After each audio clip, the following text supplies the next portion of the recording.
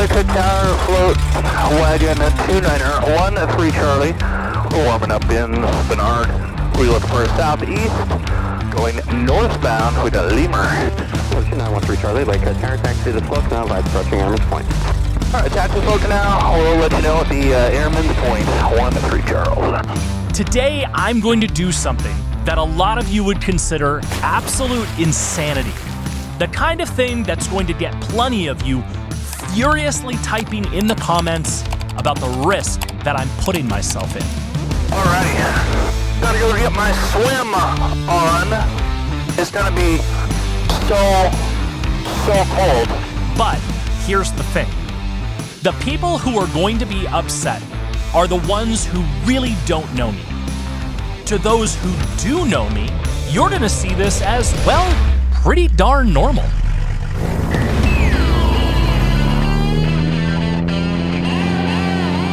Hey, I'm Brett. Flying isn't just about where you're going, it's about where you can go.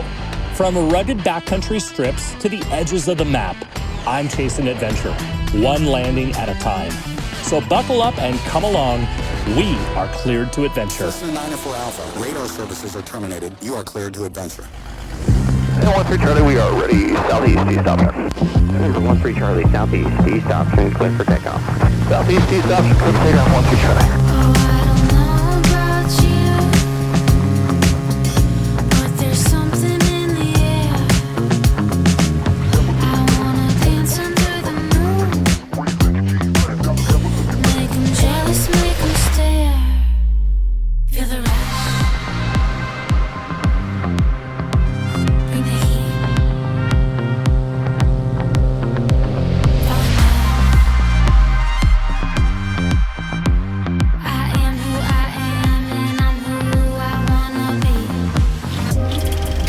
Back when I lived in Tri-Cities, Washington, I became friends with a guy named Evan.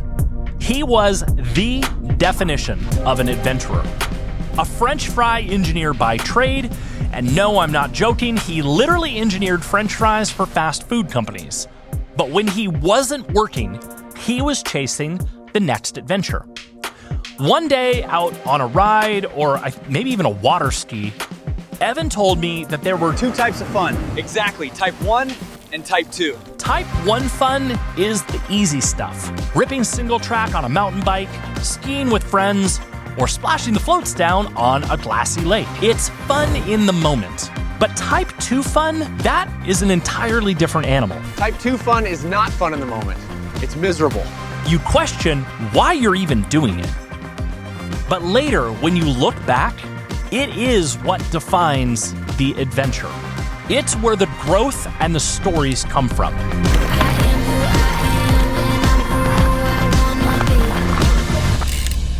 Evan's advice was to never shy away from type 2 fun because it makes type 1 fun that much more rewarding. And today, I'm living that advice.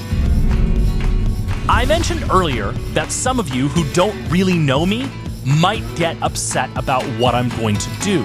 But those who do know me will think that it's, well, pretty normal. Because if you asked anybody that I grew up with, they'd tell you that I was born in the water. Number 13 Charlie, I got no other trustworthy freak train approval. See you later. Frequently change your shoes, we'll see you. From 18 months old, I was obsessed with it. I started competitive swimming when I was 5 years old. Later came surfing, water skiing, scuba diving, and pretty much anything that involved water. Maybe that's why float flying pulls me in so much. It's the combination of two of my favorite things, the quiet glassy surface of a lake and the freedom of flying. But the flying part came later. That's the piece you've seen on this channel, the part about freedom, general aviation, and how airplanes can unlock adventures you just can't have any other way. For nearly 90 videos now, I've been showing you what my version of aviation looks like. And 48 times I've said the same words. You're never too old, and it's never too late. Big Lake Traffic, 13 Charlie, we're over the top of Stephen Lake. We're going to be setting up. If we can get into Big Lake, we'll be landing on the lake, probably on the west side.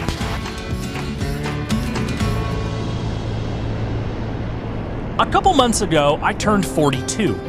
And while some of you may say, that's not old, to 15-year-old me, you know, the kid breaking swimming records, it feels like a lifetime away.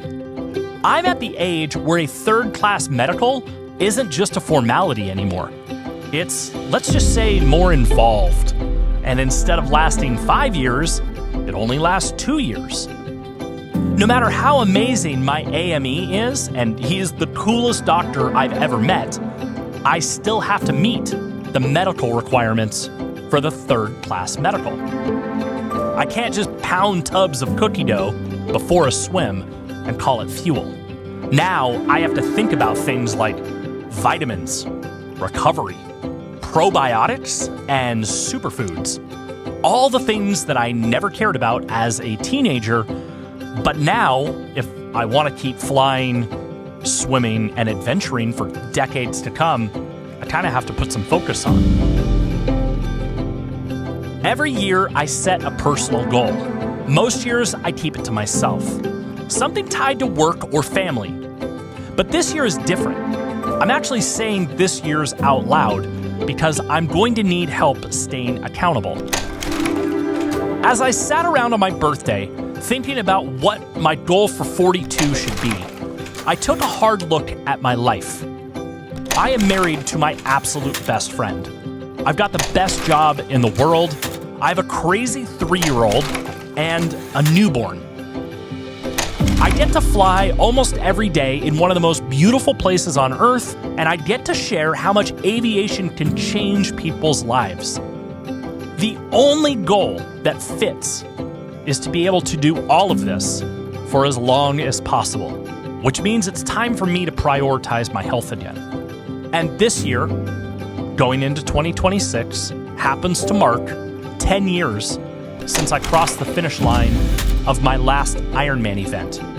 And if you don't know what that is, it's a 2.4-mile swim, a 112-mile bike, and then a marathon. 140.6 miles, all back to back. At 32, I could put my head down and grind it out. At 42, I look back and realize how much I took at that level of fitness for granted. 13 Charlie over Horseshoe. We still got the tub in sight. We're going to be coming back towards the south, back over Big Lake. See if we can find way down onto the lake. Yeah, there's a big hole over here on the west side of the lake. Sweet, that helps. Thanks. Yep. The goal this year is simple. I want to be able to keep doing this, flying and adventuring and being a dad for as long as I can. Which brings me to the Type 2 fun for today. Winter is closing in, the water is in the mid-40s, and I've got a mile-long open water swim to knock out. Now, I could have driven 3 hours round trip to get here, but with the float plane, I'll be on the water in minutes. It's cold, it's uncomfortable, and that's kind of the point. Type 2 fun only works if you lean into it. And let's just say, man, I'm going all in on this one.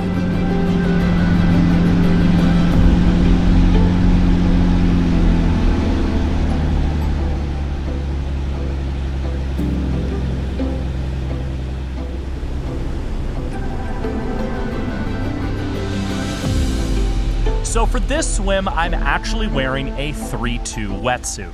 Now, normally I wouldn't be allowed to wear a wetsuit on most of the open water swims, or at least the ones that I'm trying to get back into doing.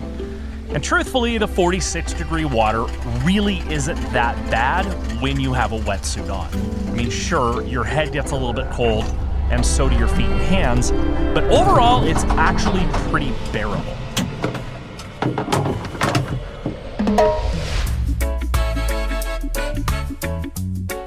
One of the comments that I know that I'm going to get is that I didn't anchor the plane. And the truth is, there was really no need to.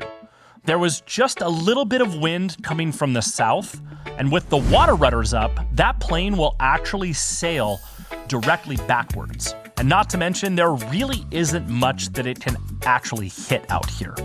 Guess they never learned the joy of Type 2 fun. It's that kind of pain that makes you smile. Now, on the swim side of things, that's where I have to take a little bit of calculation in my mind. And what I do here is I just swim a little bit past the halfway point on the mile swim. So in this case, I swam just a little bit past a half mile before turning around and then heading back to the plane, because the wind will be pushing that plane toward me. Tied to fun, it's a state of mind. Half the pain and twice the fun. When the water's cold and the work's begun, I'm laughing inside. That's tied to fun. Ooh, ooh. Yeah, man, it hurts now.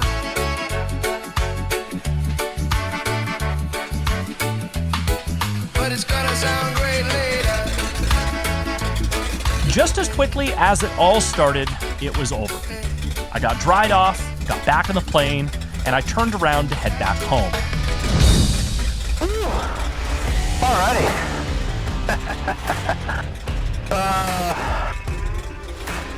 Well, that was fun. That was a wee bit colder than I was anticipating. And of course, after that swim, kind of my little cloud layer here kind of moved in on me. So, hey, you know what? I could actually get out right there. And just like that, instead of a 3-hour round-trip drive to get this swim in, I was round-trip from Lake Hood back to Lake Hood in about an hour. As many of you have already figured out, I'm going to be headed south again to the lower 48 this spring. I'm not quite ready to outline everything that trip will include, but I can tell you this much. I will be at both Sun and Fun in Florida and Oshkosh in Wisconsin with one of my aircraft. And if you're decent with geography, you'll realize that's about as far apart as you can get from Alaska. Which means, as I cross the entire country, I've got some opportunities along the way that I'm going to be taking advantage of. One of those is the Oceanside Half Ironman in Southern California. Sure, it's not the full distance, but it's a step back toward prioritizing health again. I'm also lining up a few open water swims that I've wanted to do since I was a kid, including the Alcatraz swim in San Francisco, if the timing works out. Now, if you remember back to the video where I overflew the Golden Gate Bridge and Alcatraz, you probably remember me mentioning that swim. I've been thinking about it quite literally ever since. It's got cold water, it's got strong currents, and it's the polar opposite of the swim that I'm eyeing on the East Coast. Now, needless to say, this trip is going to involve a whole lot of swimming, a boatload of biking, and enough running to keep it interesting. For the last 10 years, my health hasn't been on the front burner. I've gotten lazy, slow, and fat, and I've had enough. It's time for me to find the limits of my body again. It's time for me to push through both the physical and the mental barriers. Because, as I've always said, I'm not too old, and it's not too late. See you on the next one. Cessna 904 Alpha, radar services are terminated. You are cleared to adventure.